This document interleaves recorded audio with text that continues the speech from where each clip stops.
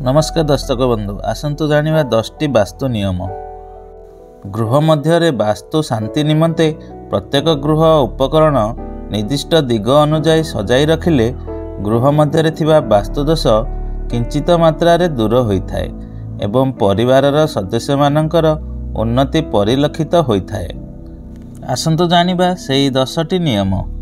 Number 1, गृहर ईशान्य कोणरे किंबा उत्तर दिगरे कूप किंबा जलाशय थिले धन संपत्ति और पुत्र संतानर उन्नति परिलक्षित होइथाय।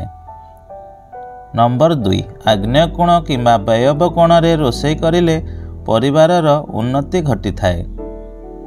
नंबर 3, गृहर ईशान्य कोणरे ठाकुर घर रहिबा भल अटे। नंबर 4, दक्षिण दिगरे टीवी, फ्रिज, कंप्यूटर किंबा कोनोसी मेसिनारी जिनिस रखिले बहु दिन धरी जिनिस गुड़िक सुरक्षित रहे। नंबर 5, पश्चिम कांथरे दर्पण रखी मुह देखिले किंबा मुंड कुंडाइले भल। नंबर 6, गृहर पश्चिम उत्तर वायुकोणरे सीढ़ी पाहाच रखिबा भल। नंबर 7, सीढ़ी पाहाच संख्या जहा हेबो 3 संख्या द्वारा हरण कले 2 संख्या बढ़िबो। नंबर 8, नैऋत्य कोणरे पायखाना, स्नानागार और भंडार घर रहिले गृहर उन्नति घटिथाय।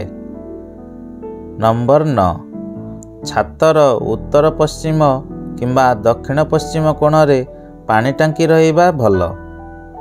नंबर 10, घरर दक्षिण पूर्व किंबा उत्तर पश्चिम कोणरे गैरेज रहिबा उचित।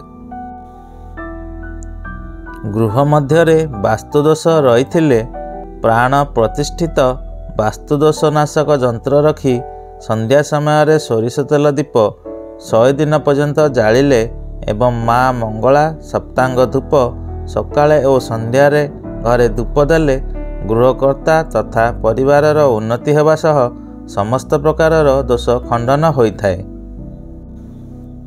दर्शक बंधु, आगुको एमिति अनेक वास्तु संबंधी वीडियो देखिया पई एही चैनल को सब्सक्राइब करि नथिले चैनल को सब्सक्राइब करंतु।